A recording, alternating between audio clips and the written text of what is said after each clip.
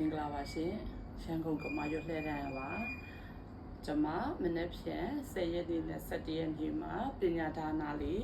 မျှဝေဖို့အတွက် post လေးတင်ထားပါတယ်။ဘာမျှဝေမှာလဲဆိုတော့ပထမိန်မှာပထမိန်ဆိုတာကတော့ကျမတို့ဗျံပထမိန်ပေါ့နော်။ဝါတဲ့လူတွေဆိုလို့ရှိရင်ချို့တွေသုံးဝါလို့ဂျိတ်ထမိန်တို့တွေအစင်မပြေတဲ့အခါမျိုးကြရင်ကျမတို့ပထမိန်တွေကိုပဲဦးစားပေးပြီးဝ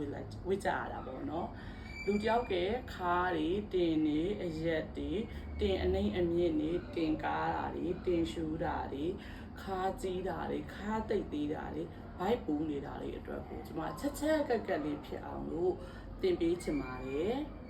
free ပါပညာဒါနဖြစ်တဲ့အတွက်အားလုံး free ပါ10ရက်နဲ့17ရက်ကိုကြိုက်တဲ့အချိန်လာလို့ရပါတယ်ဘာကိစ္စတင်ပေးရတာလဲဆိုလို့တင်ပေးခြင်းလို့တင်ပေးတာပါကျွန်မကို၌ကဒီအသက်ဒီရွယ်မှာဒီပညာတွေကိုအမျိုးတစ်ချက်ရတဲ့အမျိုးသမီးတွေကိုမျှဝေပြီးတော့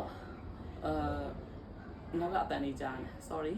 မျှဝေပြီးတော့မျှဝေပေးခြင်းနဲ့စိတ်ပေါ့နော်ကိုဟာကိုအိမ်မှာကိုလုံလေးတွေကိုချုပ်ဝစ်မယ်ကိုသားသမီးလေးတွေကိုလည်းကိုအလွယ်တကူချုပ်ပေးနိုင်မယ်ပေါ့နော်အဲ့ဒီမျှော်လင့်ချက်လေးနဲ့ပါရှင်အဲ့ဒါလားအဲ့ဒါလား